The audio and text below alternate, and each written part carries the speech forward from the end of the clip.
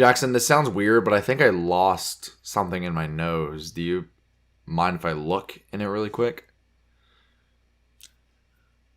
I guess. Yeah. All right, cool. Oh my god. Really going in there.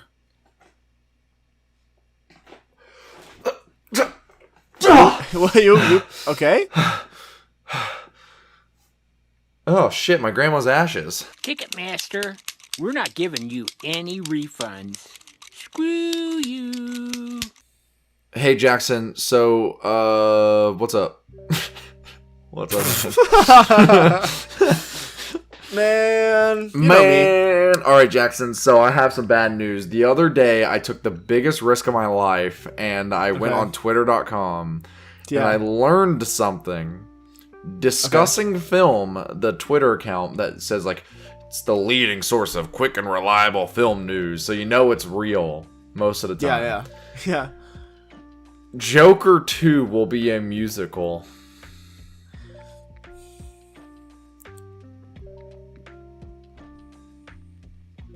Can Joaquin Phoenix sing? I don't know, man. It's gonna be Lin-Manuel Miranda dubbed on his mouth. This can't be real. What if that's actually what they did? It was like What? No. This is not real. This is not Joker. Yes. No. Listen. Joker 2. Not only will it be a musical, but it might star Lady Gaga. What? Lady Gaga? What the fuck is Lady Gaga? Todd Phillips. Todd Phillips, please. What the fuck are you doing, man? What are you fucking doing right now? Dude, this is ridiculous. Why is this? That's shocking. That is She's gonna play Harley Quinn. What is happening? No. Oh no. They can't do that. No, this is. Oh my god! I just looked. Sia's playing Catwoman. I'm just kidding. No, it's not. Sia's gonna play a horrifically written neurodivergent side character that has absolutely no reason to be there. Yeah. It's gonna be like terrible. It's gonna be terrible. Did you hear about that whole thing that she did? The music. Fuck Sia. Fuck Sia. No, but like I'm saying, like, wouldn't it be hilarious if, like, because I don't know if Joaquin Phoenix can sing. I didn't watch Her. Maybe he's sang in that to the iPhone. He does not sing in Her. He does not sing in Her. To the robot lady, it's like, I love you. And he like sings. I'll never forget, because Her is a good movie, but the first opening lines, I think the opening line is kind of cheesy. I think it's might be the opening line. He's on a subway, and he's got his little phone thing in his pocket, and he pulls that and he goes, whatever the fuck, I don't know, Siri, their version of Siri. He's like, hey Siri, play me something melancholy. That's the opening line, and it's I don't know, it's a little funny. It's something like that. It's corny, but it's fine. It's whatever. No, but I'm saying, like, wouldn't it be hilarious if, like, they just were like, shit, we don't have a singer for Joaquin Phoenix. It's like, and you just see bust through the door. Hey guys, it's me, Lin-Manuel Miranda, and he just like dubbed his voice over him. Wouldn't that be funny? I think. Okay, apparently Joaquin Phoenix can sing. I think he played. He went to school. Okay, so he was in a movie called Walk the Line, where he plays Johnny Cash. That sounds familiar. He had to go to singing school in order to play the part. Huh. Walk the Line. Isn't that a recent movie? Hold on. This came out in 2005. Oh, never mind. Oh yeah, he did play Johnny Cash. So you're just wrong. That is Joaquin Phoenix. That is him. He looks like Johnny Cash in that. He looks like Johnny Cash, and he looks like he's gonna go. I have a funny story. The first time I heard Johnny Cash, I was in the 5th grade. I was getting a ride back to my house from my friend Spencer, who I'm now gonna be living with here in 2 months. But we asked his dad to turn on the radio, and he was like, all right, I'll turn on the radio. Johnny Cash plays on this. And we were like, we've never heard a Johnny Cash song. So he turns on the radio, and the first lyrics we hear are, and I fall into the ring of fire, and it burns, burns, burns. And, like, that's a classic song, but, like, we didn't know what it was. So we started losing our shit. We were like, why is this guy dying? About? He fucking dies in hell. I don't know. What if that's actually what it was about? It's like Johnny I'm looking Cash it up now. Johnny Cash fucking dies. Johnny Cash dies in hell. Johnny Cash dies in hell from being played Johnny by Cash- Joaquin Phoenix, aka Joker Man. It's about a relationship Oh, of course it is, yeah. The burning ring based of on fire. based on a poem. And it based on burns, a poem. burns, burns. The ring of fire. It's a classic song. About my fucking asshole after some Taco Bell. Am I right? Relatable millennial humor moment. We got it, guys. We did it. Guys, make sure you follow our new account, Good Enough Podcast Barstool. We're going to post all the best relatable boys clips on there. We're gonna be shotgunning some beers and talking Smoking about some. how smoking women are all the some- same. Yeah, we're also going to be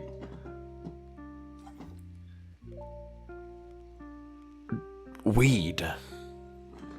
What if we did that? Do you think Barstool will allow that? I was looking at an interview GEP the other day. Barstool. GEP Barstool. I was looking at an interview the other day, and it was, I don't know why he did this, but it was Post Malone on the podcast with the Nelk guys, or at least what's left of Post them. 'cause- Malone feels like he'd they be fell like off. a Nelka guy. They fell off. But they're like the guy, you know the main Nelk guy. I can't remember what his Yeah. name is. The fucking The he's like Nelk not the man. blonde one, but he's I know what you're talking Yeah. about. Yeah. and he's like, how many darts do you smoke in a day? And he's like, darts are cigarettes, by the way, for people who don't Yeah. know. And he's like, shit, dude, like 40. And he's like 40? Are you really? And he's like, yeah, like on a bad day, like almost 80. Like I've hit 80 before. And you know what his response is? Fucking lit. I was like, what are you? It's not that lit. Like, not to knock smokers, but like even being like even just like nodding your head and being like, all right, cool, like that would have been fine. But the word lit is such a Fucking like, lit. it was so forced. He's like lit. I was like, dude, what? Like what? You're not fucking. You're not a real person. Like you're not a real Nelk person. ruined an entire generation of men. I'm gonna say it. Nelk, Oh yeah. Nelk, and 100%. like Nelk, fucking Danny what Mullen. else? Danny, fuck yeah, Danny Duncan. Here's what you're. Danny thinking of. Duncan. I mean, Danny. Yeah, Duncan, Danny not Duncan. Danny Duncan. No, no, there's Duncan. another Danny I'm thinking of. Is there another fucking? There's another one maybe that's we're. even it was the one that was like really like that. Like went to brothels and shit. What? Danny Duncan, the Nelk Boys, and Joe Rogan have ruined an entire generation of men just by existing. Isn't It is Nelk- Danny Mullen. I was right. It is Danny Mullen. There's another fuck named Danny Mullen who also is bad, I suppose. Yeah. Wait, is there What two did he Danny do? Mullens? What's so bad about him? Make sure we don't shit on the wrong Danny Mullen. Are there two Danny Mullens? I don't know. You're asking. You're on the internet. Find it yourself. You're saying it like you know of a Danny Mullen. No, I'm saying, is there another Danny Mullen? No, it's just Danny Mullen. It's Danny Mullen. Okay. What do you mean? What do you mean? Is there another Danny Mullen? The way you said it, you were like, wait, are there two Danny Mullens? Because you said No, Danny. there's just one. Oh, I see I'm what's so happening. lost. I see what's happening here. At first, you said Danny Mullins, and I was like, Danny Mullins? And then you said, yes, Danny Mullen. And I said, no, but is there multiple Danny Mullins? So you're thinking plural Danny Mullen. Yes, I'm multiple. thinking plural Yeah. Danny Mullins. I'm thinking Mullins okay. like their last name. Oh no! Yeah, Danny Mullen is a fucking like fuck Danny Mullen. That guy's a fucking. What did he do? Did he like kill a homeless guy or something? No, he's just he's like the same like in the exact same vein, but so much worse. He's like public nuisance. Like I Oh. crashed the women's march. Like things like that. Where it's like That's you're just fucking- like profiting off of like I other don't people. I don't know what's like more annoying, like that or like fucking like Steven Crowder type going to like colleges and being like, tell me what you think. I get the fucking ads for what's his face. Oh my god, the fucker where it's like, what is a woman? Can you define me before? If you do get ads for that, where it's like the guy who works for Ben Shapiro, Matt Walsh. Matt Walsh, Matt yes. Walsh. I get ads for his fucking stupid ass show every single week. He has a movie out now called like What Is a Woman? Yeah. And I get the ads for it on every single Hassan Piker video I watch. Don't know Every why. Hassan? Like, completely completely wrong audience. But I get the ads constantly, and it's just him walking around and be like, so define for me what a woman is, please. And then it's like woman cut out of context, and he's like, yeah, that's what I thought. And then that's the whole fucking documentary. I don't want to make this too political because we're having a good time. Hold on. But what is a woman? Child. What? There was like a weird thing. If I looked up on Twitter, I'll be able to find it better. But essentially, apparently, what is a woman has a apparently it's either. I don't know. This is why I want to figure it out. But essentially, there might be child nudity in it. What the fuck? In the movie. But the thing is like, God, why is there nothing? Oh, child. I'm just gonna search up child. I'm really leaving people in the dark right now. I'm so sorry. I'm not trying to do this. All right. So, where the fuck is this? Alright, you know what? I'm just going to spread false information. If I'm wrong, sorry. People will know what I'm talking about. But apparently in What is a Woman, they show footage of a trans person either pre-transition or post-transition. And they show them completely naked. And it's like a kid. So it's literally just like I just want to nudity, know. essentially. Well, first of all, I was watching Hassan's like a reaction to one of like the part of it, and part of the documentary is him talking to like a professor of gender studies or something, and he's asking him what a woman is, and he goes, "What is a woman?"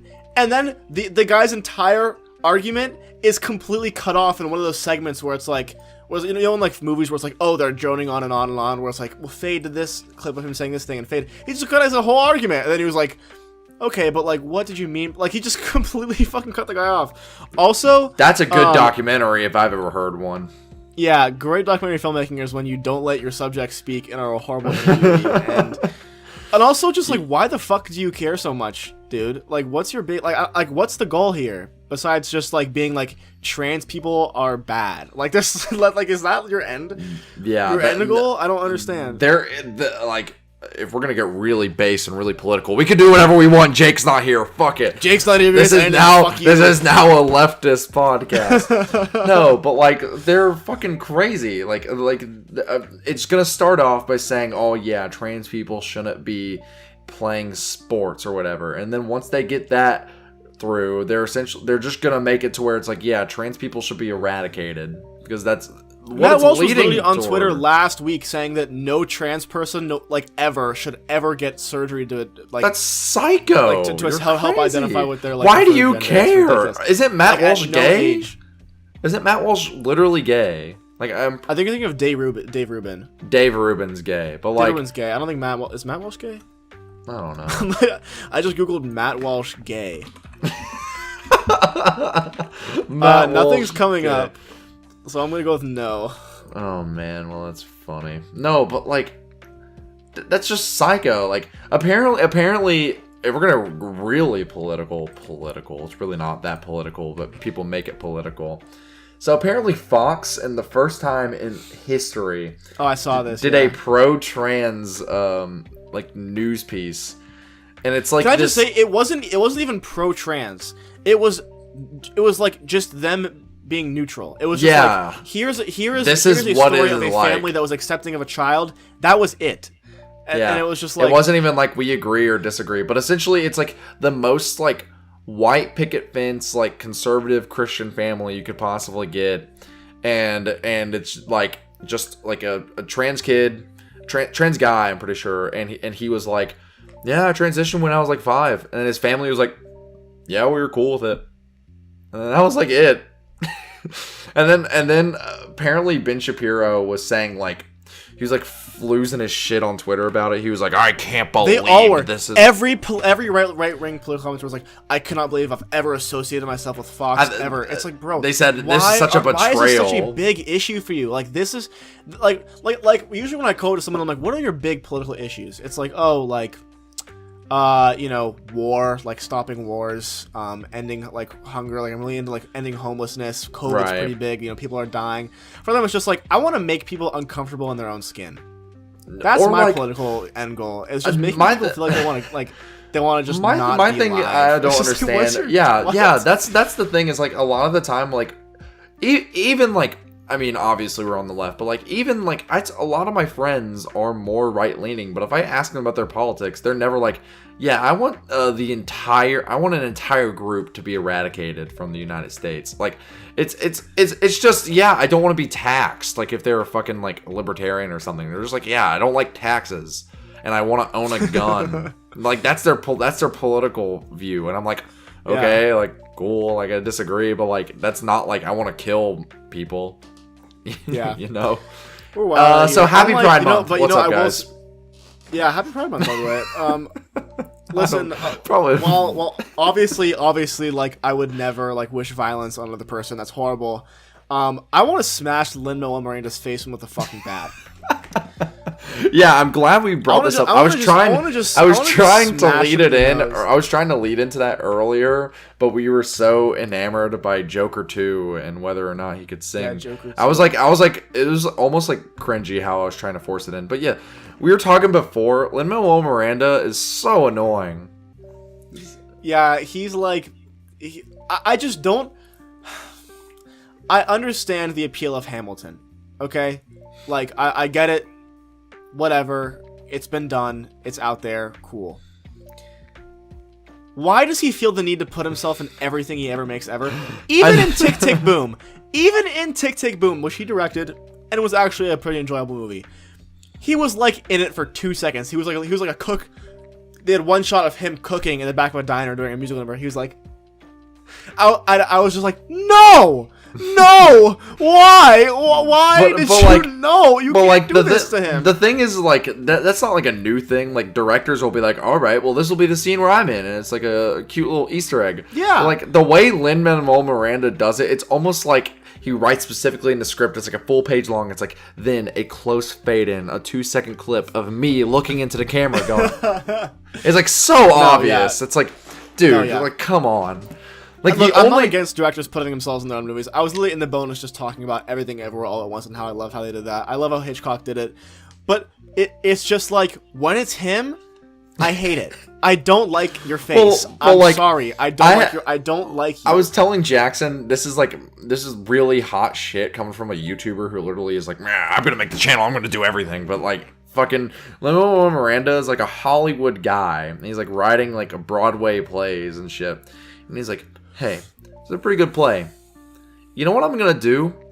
I'm gonna write it to where every single song is sung by me, and the main character has to be played by me because only I understand the character. Like, dude, come on. And that's saying a lot. I literally like I do everything, but like the thing is Lin-Manuel Miranda insists on doing everything himself, and I guess that's not like a bad thing, I guess, because it's like whatever, like you can do stuff if you want, but like he's not necessarily good at singing. Like I don't think he's the best singer. You know what really amplified what my like dislike for Lin-Manuel Miranda was that one time when he did like a song at the like for what was it? It was for like a government thing. He did a song. Oh, was it for the White House? January 6th. It was the White House fucking that was the most dumb shit I've ever seen in my entire like what it was the entire Hamilton cast, right? Wasn't it? Yeah it was. I remember watching it. I don't think Daveed Diggs was there, thank fuck, because that would have been like, what are you doing there, man? I don't want to, I mean, I could be wrong, but listen, Lin-Manuel Miranda is just like, didn't he get bullied off Twitter? You know what it is? He is like every liberal personified. Yes, that is such a That's what good it is. point. Jake would be. That is such a perfect description. Jake would be so proud of us. He'd be like, "Finally, you get it, brother," or something like that. Yeah, I know, literally. But like, it's so true. He's every liberal to ever exist in one guy. Oh man. Because he's like, man. That makes sense too, because fucking Hamilton is like, hey, the whole premise of Hamilton is like, hey, you know these fucking white racists? Let's act like they were colored people and make them seem really good. Yeah. Like that way we're not racist. but Yeah, but yet we'll still get like, well, I don't want to say Lin-Manuel Miranda is white because I know he's not. Isn't he? I don't know. I don't fucking know. I don't know. But like, you know what I mean. I can't comment on Hamilton because I haven't heard it. I just know that he just tone it down, man. Lin-Manuel Miranda Just, like, is the type. Take it down a couple notches, please. Yeah, Lin-Manuel Miranda is the type of guy to go on Twitter and be like, "Hey guys, make sure you go out and vote today." Lin-Manuel Miranda's the type of guy to be like, "We gotta vote We can hard. solve everything if we just vote harder. Guys, just we gotta vote keep harder. voting. Just keep voting. If we get enough votes, everything will be possible." Don't worry. I talked to my good friend Nancy Pelosi, and she's gonna fix everything. Don't worry. Joe Biden told me if you vote even harder, he'll get another ice cream cone. Get another chocolate chip. Chocolate chip. Well, what are you worrying about tonight? This chocolate chip. Chocolate chip. That was Okay, funny. Jack. Yeah. Joe Biden. Remember when this was a music podcast? What the fuck happened? The only music-related thing we do anymore is weekly on the Patreon. Link in the description on the Patreon whenever we do fucking the book clubs where we review an album every week. That's it. I will say I have been in an astronomically down bad music state. I haven't found any really bangers lately. Like anything I haven't, Jackson. I've only listened to 12 new albums this year. 12. Okay, well, I kind of fucked myself over because I should talk about this. At the beginning of the year, I know what you're talking about. I said, okay, I'm gonna listen to a new, not Every just a day. new album every day, not just a new album every day, but it had to be a new album that came out in 2022, and then I was gonna make a big video at the end of the year being like, I listened to every 2022 release thing. I listen to And I a got- 2022 album every day. Like, that'd be a good video. I'll tell you how far I got in. I got really far. And I might still try to catch up, but it's going to take a lot. I got 118 days in. Whoa. I was not expecting that. But I'm about 60 albums behind right now. So here's what I'm going to try to do. You fucking loser. I'm going to try to do I'm going to do two a day for a month, and then I'll be caught up. You're going to get burnt out, man. You're gonna get I so did get burnt out. I haven't heard a new. Actually, I listened to a new album last night, and it was not. I listened to an EP that wasn't good, but I also listened to. I actually listened to two albums. I listened to the newest William Basinski ambient record while I read my book, and it was really enjoyable. Nice. That's cool. That's cool, man. I think the last I'm gonna try to get back on that. It's hard. It's hard. The last new album I listened to. What the fuck was the?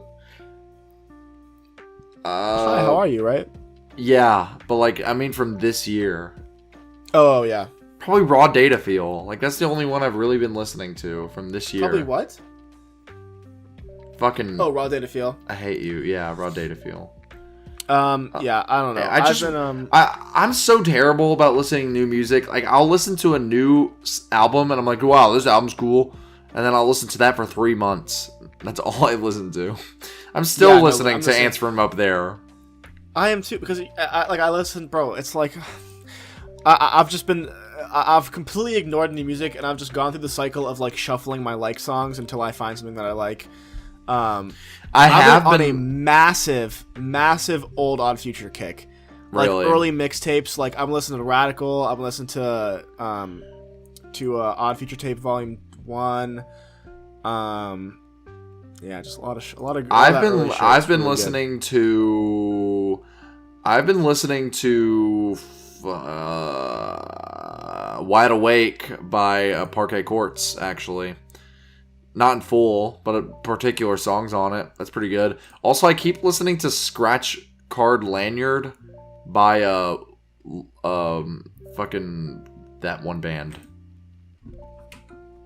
That one band? Scratch Card Lanyard by Dry Cleaning. It's a pretty good post-punk song with spoken word female vocals. Hold on, dry cleaning? I feel like I heard that. It goes. I I did not. That was last year, actually.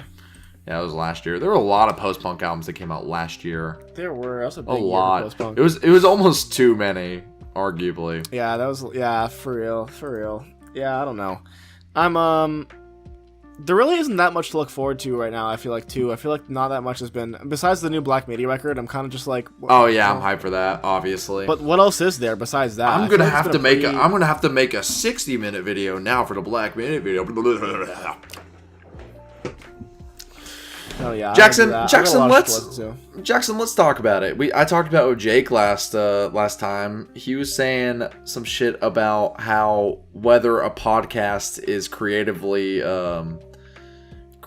fulfilling for you, and we both answered. But what about you? Are you creatively mean? fulfilled by making a podcast? Like, how do you get creative fulfillment? Like, whenever you release a video, like, what is the creative fulfillment compared to like doing good enough podcast or PGN in your case? It's not even comparable.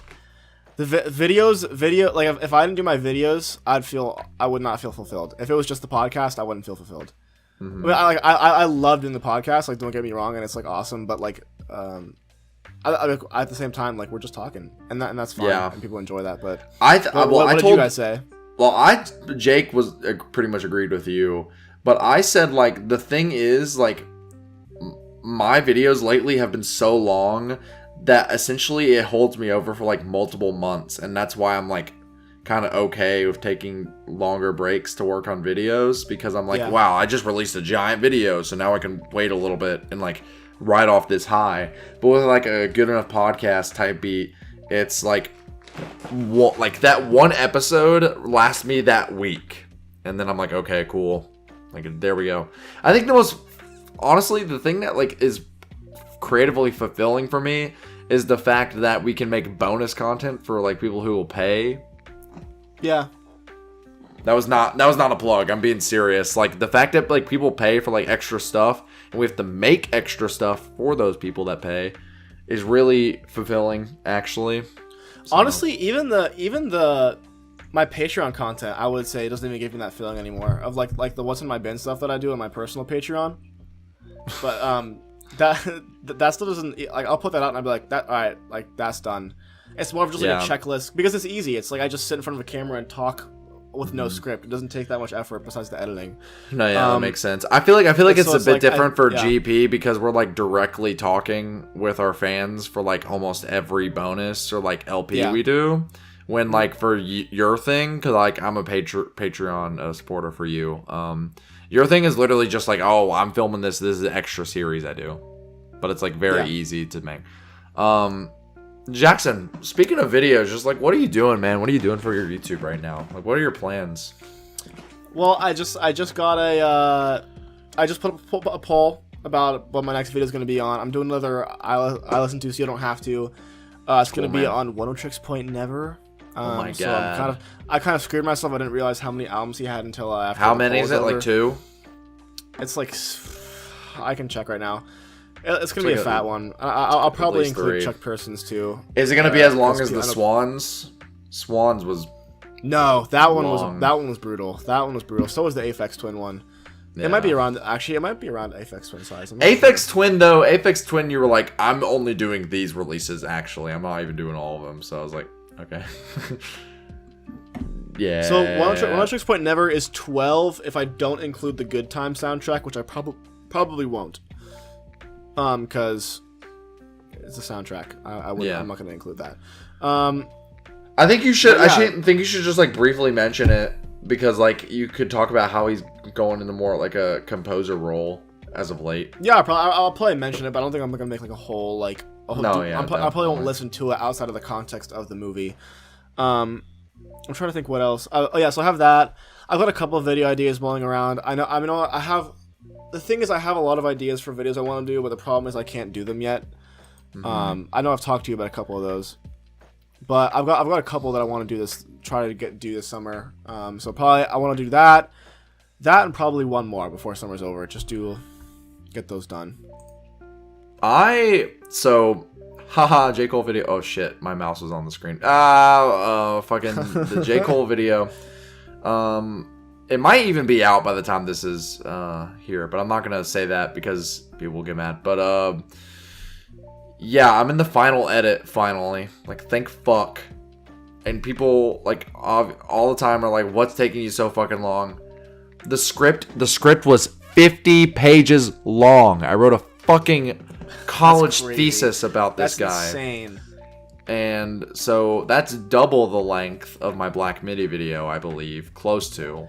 Yeah, just to give you context, let me check right now. Hold on, because my microphones video was 40 minutes. I want to say like a ballpark 40 minutes, and that script was. I can tell you right now. That script was only. Oh my god! Can this load, please, for the fucking love of God? Hurry! What is happening? Your mom. That's what's happening, man. It was only 15 pages. Really? That was 40 minutes. Yeah. I feel like the difference between mine is like, I don't know. Yours is just like straight talking to a camera, so it's like a little different.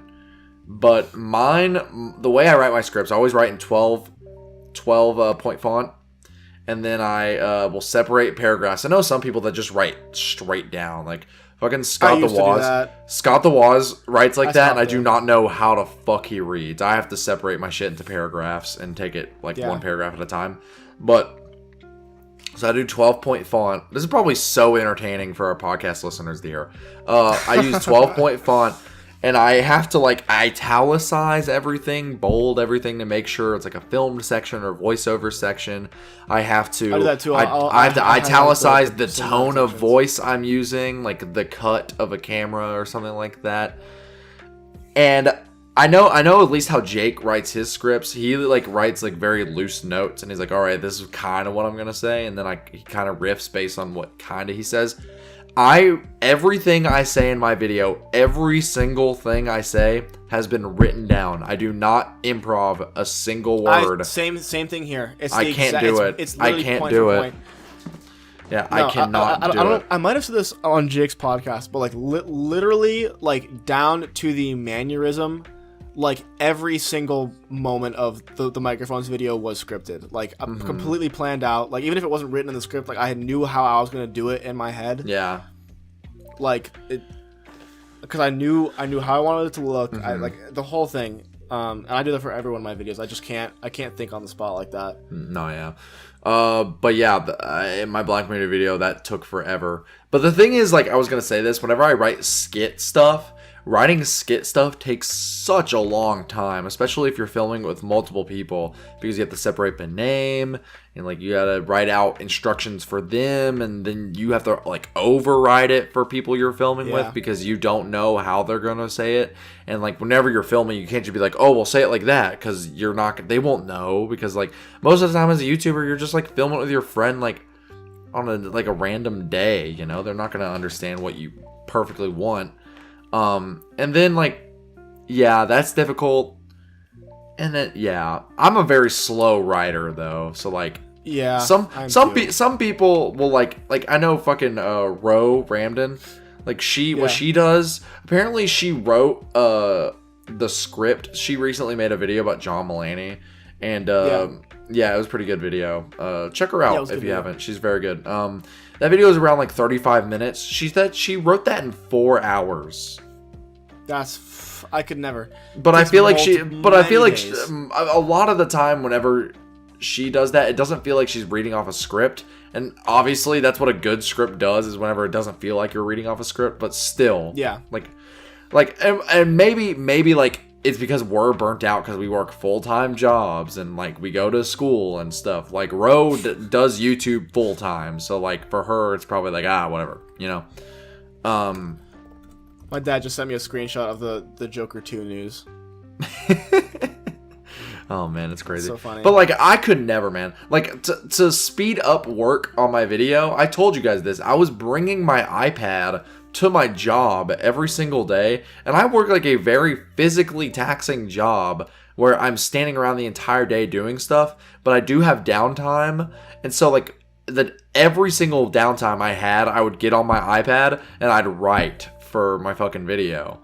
And I would do it as soon as I got home as well to try finishing it. And it just took so fucking long. Speaking of that, I told you this, Jackson, but speaking of that, I came up with the best idea ever because I got so used to bringing my iPad to work. Once I finished the script in full for J. Cole, I was like, oh man, the fuck am I gonna do now? Like, I can't just sit around at work and just like do nothing. Like, cause I like almost became so productive writing at work. Yeah.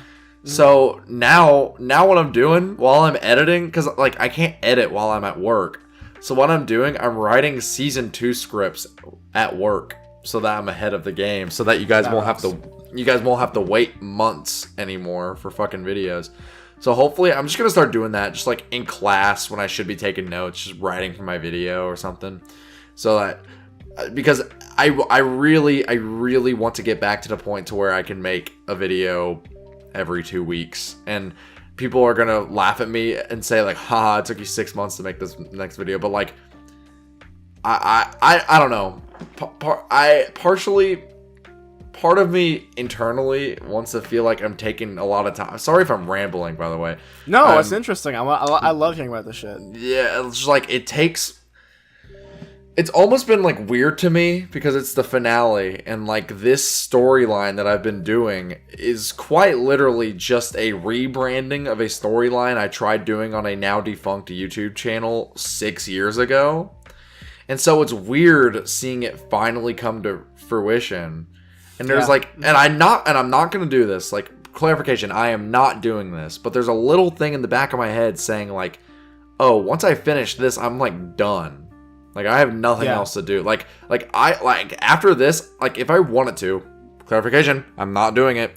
I could just quit if I wanted to. Yeah. Because, like, that'd be all I have to show, because I'm done with that storyline, you know? And I feel like +2, it's weird, because, like, the whole entire time I was doing that, I was in high school with my friends, and, like, my friends helped me a lot. So, like, season 1 of Luke and a Man to me is almost like it's almost like a look back at my high school years. And it's going to be sad to finally finish it. And I feel like subconsciously, obviously I don't want to take a long time working on this video. Obviously, you guys bully me literally every fucking day about it. But I feel like subconsciously I'm like, I don't want this to end, because I'm kind of like living through that time period. Just for context, for context. Yeah, for context, I'm not going to spoil anything. There's shit in the J. Cole video where, I kid you not, I filmed it a year ago. That's wild. That's almost insane. All the skits in that video. Unironically, it's really impressive. All the skits in that video were filmed a year before the video's coming out. And that's because I knew I had to film it with those guys, my high school friends, because I'd been telling about it for so long. I had to film it with them. And we filmed it a week before we graduated. And I have not seen them since, because boarding school. So that was the last time I ever really hung out with them, was filming that video. So that's fucking crazy. No, I wish my high school friends were like that. YouTube has always been a very private thing for me, just because like my high school friends were always like not the creative type, I guess. Where it was like, it's like if you talk about that shit, like anytime my YouTube channel came up in discussion, it was always like, you know, like you could actually probably like get big if you talked about something that was popular. And I was like, why would I ever fucking do that though? Like, that's such a, what am I gonna do? Wake up tomorrow and make like a Eddie Burback, like, I went to go see Morbius 5 times. Like, that's such a weird. I lose my entire audience, my fan base is gone. It's like my entire brand's like, that's everything I've ever wanted to do. I feel like a lot of people don't realize that with YouTube, is a lot of the time, like, you get popular because of that niche, you know? Yes, like, it's the niche. Look at Someone Assaults, for example. Something has over a million subs. You know how much I care about the fucking Wii video game speedrunning community? Not at all. But I've watched every one of his videos because the way he presents them makes it entertaining and interesting and like dramatic. I love that shit. Or in our lane, fucking Fantano. That guy essentially blew up in popularity because of 4chan and like the music message board on there. And now he's the most known music reviewer ever.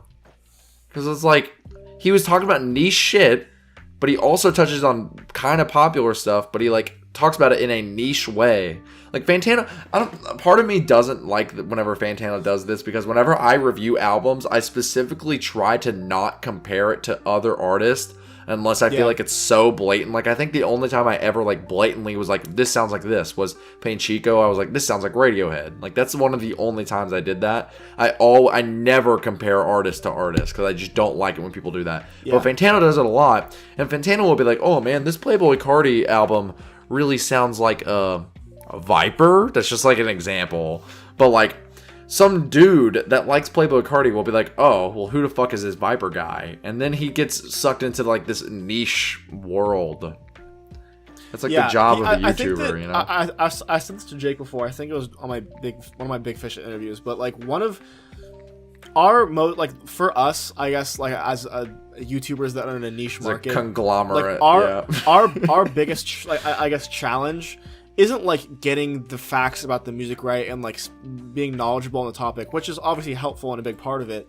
It's finding a way to market like niche topics to a larger audience, where it's like, how can I talk about this fucking artist that has like, you know, isn't mainstream to people who would like be interested in it somewhat. Like definitely. Like Swans, like my Swans video. Like, that's one of the most popular videos. Like, if I went out and asked 20 people on the street if they know who Swans are, probably like maybe one of them would say yes. Or like the perfect. Like, you I feel have like to find ways to make it interesting. And I feel like this is obviously, it's a fucking meme, but like, perfect example, fucking Jake with his the Caretaker video. Like, the Caretaker video. No one, I did not see a single fucking person talking about that album before that video. Like, not one person. And then all of a sudden, like, that video blew up, and then what happened?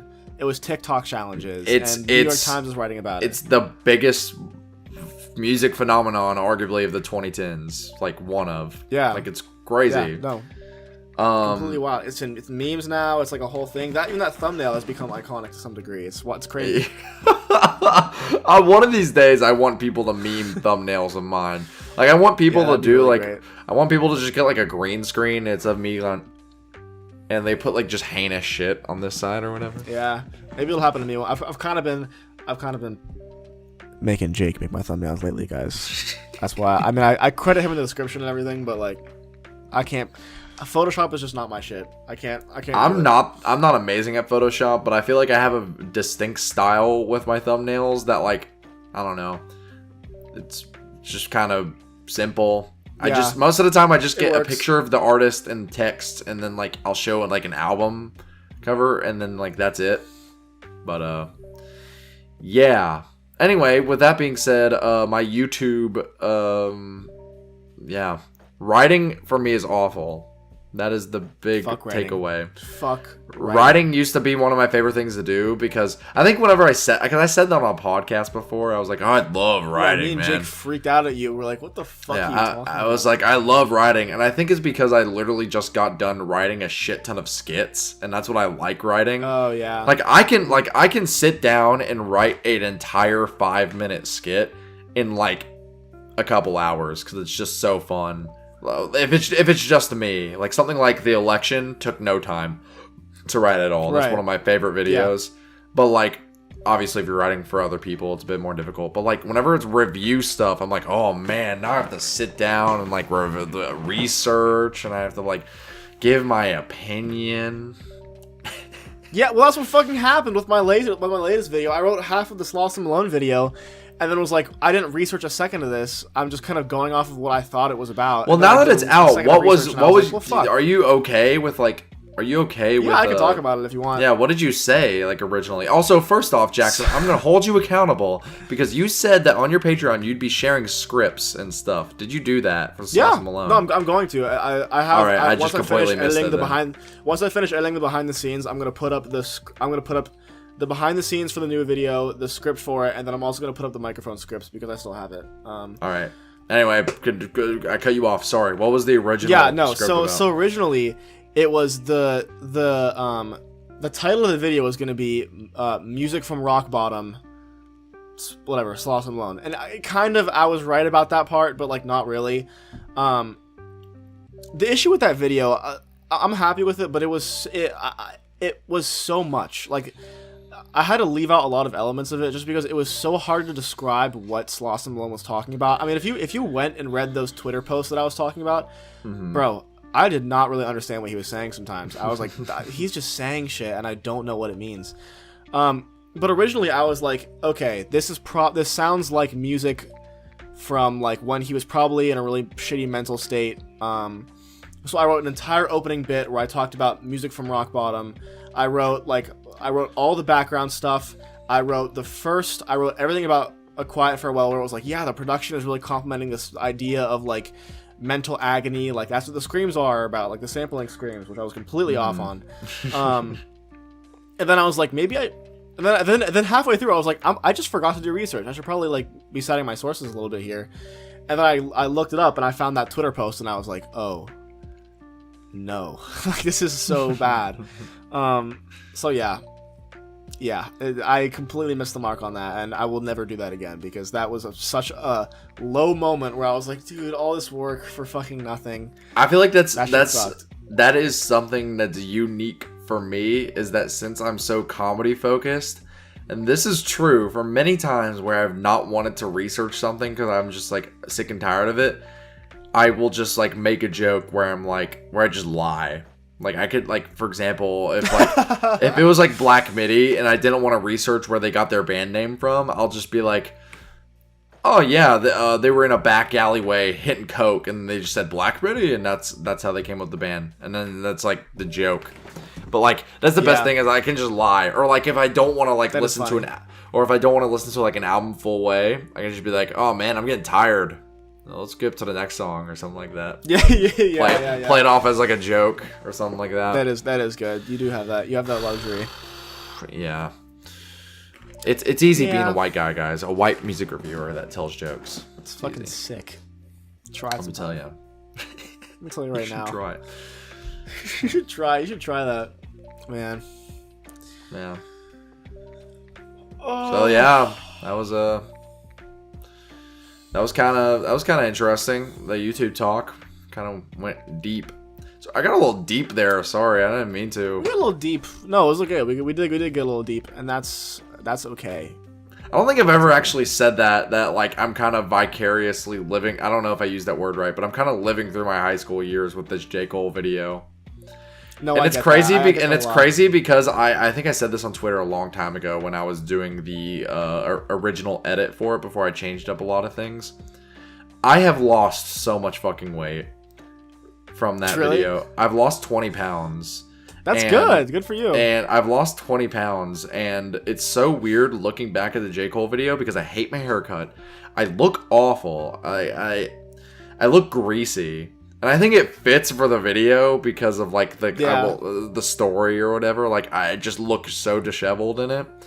But like it's funny because there's things that I filmed like a year ago in high school, and then there are things that I filmed maybe like 2 months ago, and I look like this, and to me it's so obvious, but I don't think it will be obvious to other people. Right. But like, man, I don't know. I say the same thing because the first video where I like was talking on camera, I think was the wolf video. Yeah. And I hate that video now because looking back, it was like I look fucking dorky as shit. I'm wearing like a button-up shirt. I'm filming not from this POV, which is way more interesting. From the window. Facing my window. So you see your door in the background. And then like my fucking Spartan race medals and like nothing else interesting. And it's just like, and I sit down and I start talking about me getting caught vaping like I was a recovering heroin addict. And I was so over dramatic about it. And I look back and I'm like, bro, what was you doing? No, it's okay. Like, why did you do that? That's so weird. I mean, I feel like it's always like that. I feel like if anyone, I was thinking about this the other day, out of like you, me, and Jake, you can definitely see your growth of like your music taste the best in your channel. Yeah. Because it's changed so much over 2 years. Like mine was kind of like I've listened to a bunch of like new shit, but like mine is kind of like the same, you know? And Jake's has kind of stayed similar. Yeah. But like yours is like that's a really good point. I've been really nervous because I keep on waiting for a sub drop off because I got most of my subscribers like when MF Doom died. Which was like when I was still kind of making hip hop content, and I got my first like I guess like thousands or so off that first initial video, and so I keep waiting because it's like I haven't made a video on hip hop in a little bit of time, so I'm like where's the like when is the drop off? And maybe it's just because everyone's music taste is evolving at the same time, but it's really strange where I'm like, well, I think you're just attracting like new people because you're attracting more like niche audience with like the Slauson Malone or like the microphones, but also like you're keeping that original audience with the MF Doom because I don't know, they just like you for you, and that's what a good YouTuber should do. Isn't that beautiful? Yeah, maybe. I don't know. It's a whole thing. Yeah. I don't know. Yeah. I still every day, not every day. I'm over exaggerating, but I still will be scrolling through my videos sometimes, and I'm just like, that Alchemist video. So that video is so fucking funny. I wish that became more of an inside joke on this podcast. So you ever listen to an album and you're like, man, this is pretty good, and then you realize no one's listening to it. You're like, wow, this is really good. Why is no one listening? I was so proud of that intro. I was so proud of that intro. You even put like the words, every single word you said, it came up as you said. That was awesome. I was like, I'm gonna do the stylized editing thing. It's gonna be fucking dope. Yeah, I think one of the only things I regret about my channel, because I mean, obviously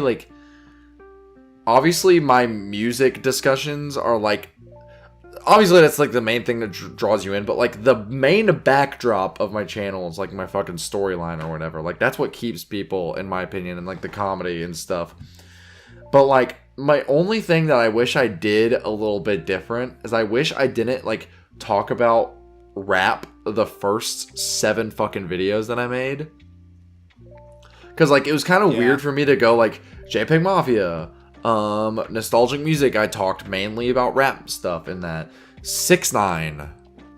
I think that's one of my least viewed videos.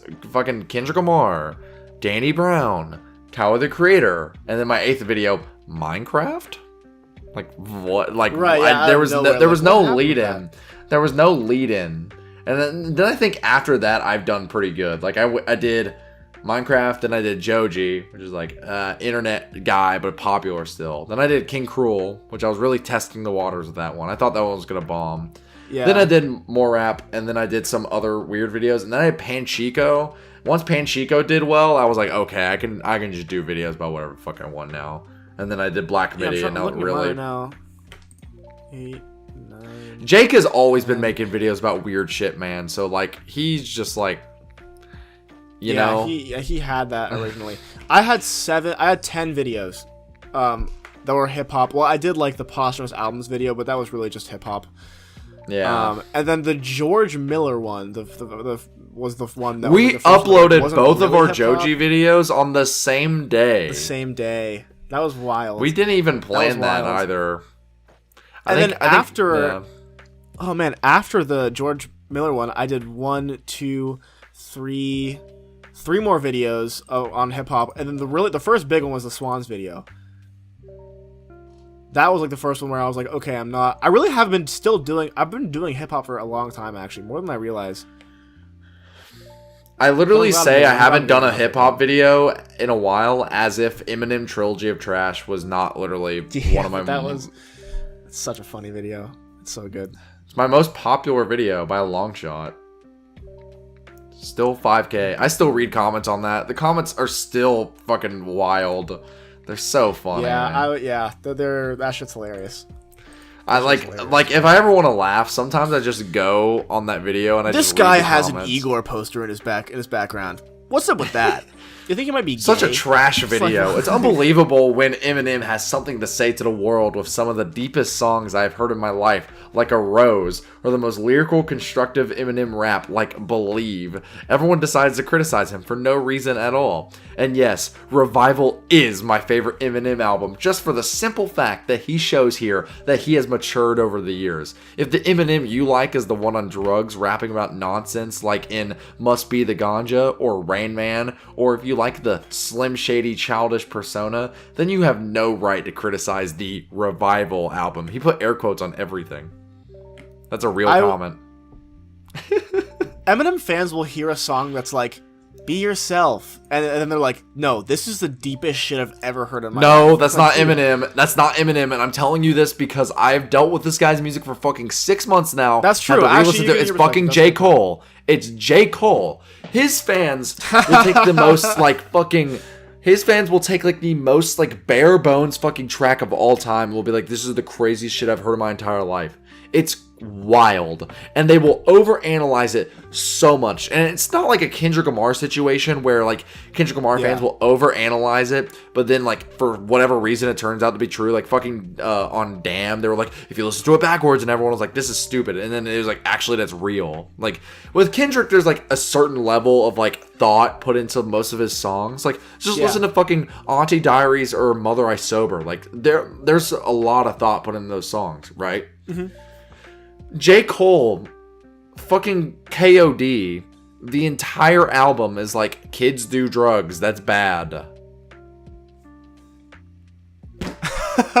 That's it. He That's fucking, so there's, I'm spoiling my video, but fuck it, I'm just gonna say it right here. On KOD, there's a song called Friends, and this legitimately pissed me the fuck off whenever I heard it. So J. Cole throughout the entire album has been talking about kids doing drugs and fucking crazy shit like that. And on Friends, on the track Friends, he talks about it specifically how kids deal with drug abuse and depression and chronic anxiety because of this drug abuse. And that is a good message. It's like, yes, kids should not have to deal with this shit, right? That is a objectively good message that you should be like, yeah. He doesn't say it in like a crazy way, but it's like a good message.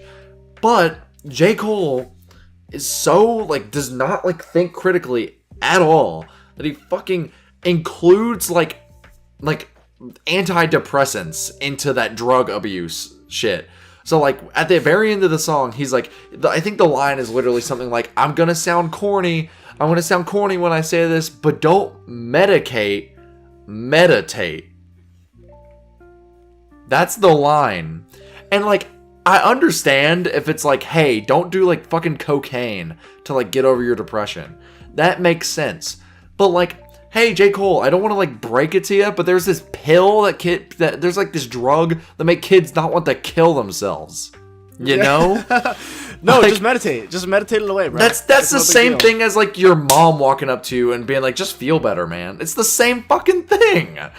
Like, so fucking what is a 12-year-old gonna do that wants to off themselves? Are they gonna do that? What the fuck?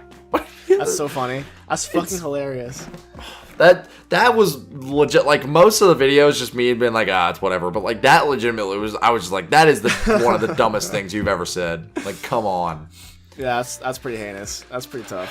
Yeah, that was. Man. I was just like, dude, come on. Like, really? No, man. Yeah, that's a J. Cole moment if I've ever heard one. That's a J. Cole moment. But people just think I'm going on a rant. People just think he's so deep. He's not. Like his concept albums. Luke, he got a boner in math class. That's true. Never mind. I take everything back. He got a boner in math class. Yep, you got me.